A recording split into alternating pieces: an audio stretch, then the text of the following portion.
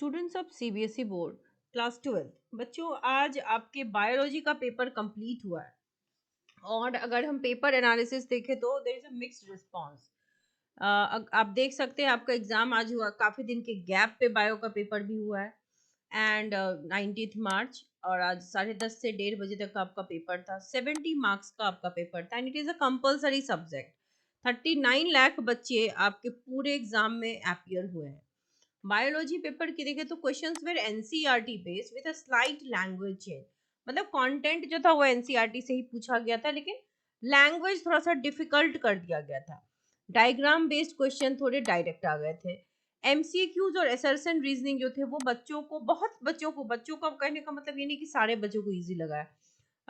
कुछ बच्चों को इजी लगा। 5 मार्क्स क्वेश्चंस बच्चे कह रहे हैं कि स्ट्रेट फॉरवर्ड है। सो अगर हम देखें तो अगेन इट इज सेड, बहुत से टीचर्स का कहना है कि question paper is moderate. So biology paper was of moderate difficulty and all questions adhere to the prescribed syllabus. जैसे क्लास 12 का मैथ्स का पेपर था ना, between the difficult and moderate, वैसे ही ये मॉडरेट और डिफिकल्ट के बीच का पेपर है।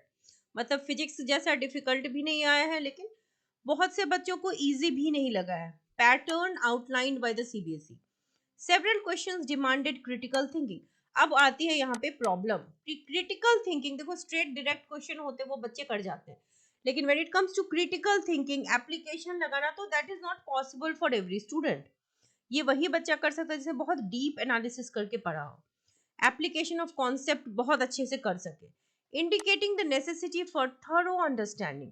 तो ये पार्ट जो है ना, it is not easy for any student. Students who had thoroughly revised their syllabus found the paper manageable। यानी कि वो उनके लिए ही इजी और मैनेजेबल था जिन्होंने थ्रू आउट स्टडी किया हुआ था। Questions related to case based study, अब देखो थोड़े एम्बिगुअस थे, leading to confusion. Additionally, certain descriptive questions were lengthy, required more time for comprehension. So overall हम इसको easy नहीं कह सकते, moderate नहीं कह सकते, ये कह सकते moderate से difficult की ओर था। So subject matter experts का ये कहना है, या फिर जो students थे, most of the students का ये कहना है कि question में ambiguity थी। बेटा ambiguity अगर क्वेश्चन में होती हो तो दैट कॉल्स फॉर मॉडरेशन। आपने मॉडरेशन पॉलिसी तो पढ़ी ली होगी, अब सारे बच्चों ने आई हो। सो सीबीएसई की मॉडरेशन पॉलिसी ये कहती है क्वेश्चन अगर एम्बिगुअस हो, कंफ्यूज करने वाला हो, तो यहाँ पर मॉडरेशन लग जाती है। Despite these challenges the paper maintained a balanced approach.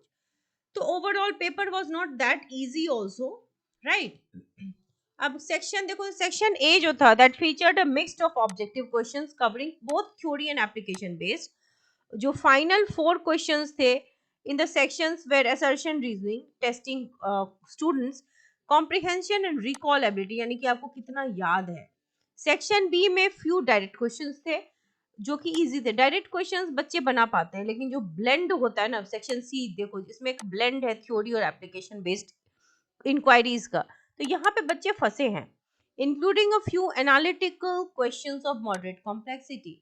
Section D में 2 केस बेस्ड क्वेश्चंस थे, जो देखो जिन्होंने डेप्थ में पढ़ा था उसके लिए इजी था, जिन्होंने डेप्थ में नहीं पढ़ा था उनके लिए डिफिकल्ट था। Competency based questions emphasising application and analysis of concept. So वो क्वेश्चंस उन्हीं के लिए इजी थे जिन बच्चों ने एनालिसिस मतलब बहुत ही डीपली पढ़ा हो, एनसीईआरटी को बहुत अच्छे से थ्रू आउट पढ़ के गए हो, तभी बच्चों का स्कोर अच्छा गया होगा, otherwise question was difficult. So it was a, कह सकते हो overall balance but a mixed of memory based questions and others. Questions tricky भी थे। बच्चों, बहुत से बच्चों का मैसेज ऐसा ही आ रहा है कि बायो पेपर खराब गया है, बायो में कुछ समझ नहीं आया। मतलब कि इन जनरल कहा जा रहा है कि मॉडरेट था, लेकिन मॉडरेट टू डिफिकल्ट ही था।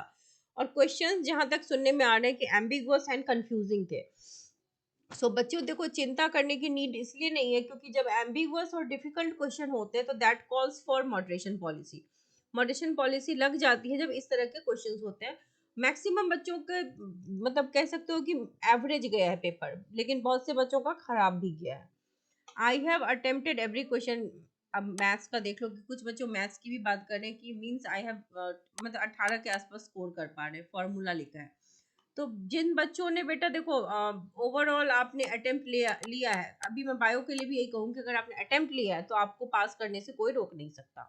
ठीक है, जिन बच्चों ने जैसे मान लो बायो की बात करूँ, अगर डायग्राम बना दिया है, ठीक है, उसके बाद जो भी टॉपिक था उसके इन एंड अराउंड कुछ रेलेवेंट चीजें लिखी है। इररेलेवेंट लिखने पे मार्क्स नहीं मिलते, but if you have written relevant things आपको मार्क्स मिले होंगे। जिस क्वेश्चन में आपने स्टेप्स लिख दिए होंगे आपको उसके भी नंबर मिले होंगे। इसके अलावा बेटा जब क्वेश्चन कंफ्यूजिंग है तो मॉडरेशन आपको डेफिनेटली मिलेगा। लास्टली ग्रेस मार्क्स भी मिलते हैं, ठीक है। तो 70 मार्क्स में 23 नंबर में पास होना है। अगर आपने 16-17 नंबर का बना दिया है तो टीचर कॉपी चेकिंग बहुत ही लीनियंट तरीके से कर रहे हैं। They will try and put you in this category of 23, ठीक है।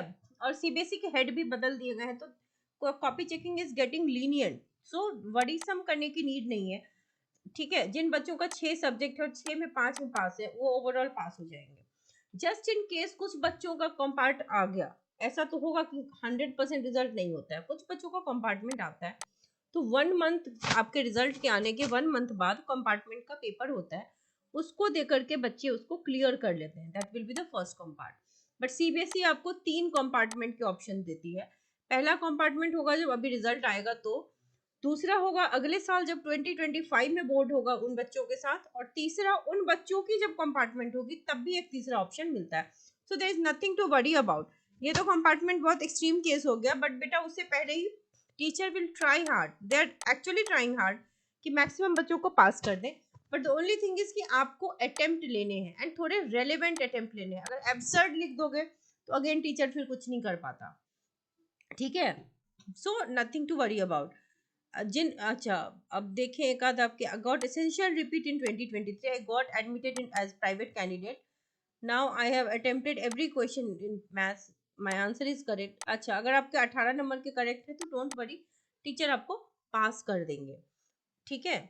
जिन बच्चों के 18 to 20 के बीच आए हैं, देखो टीचर विल ट्राई हार्ड कि आपको वो पास कर दे, so don't worry. Grace marks भी तो है, लास्टली मान लो मॉडरेशन से बच्चे नहीं निकल पाए तो भी 5 नंबर 6 नंबर ग्रेस दे करके भी बच्चों को निकाल दिया जा रहा है, सो डोंट वरी। फिजिक्स में 20 मार्क्स, बेटा फिजिक्स में तो 100% मॉडरेशन लगेगी।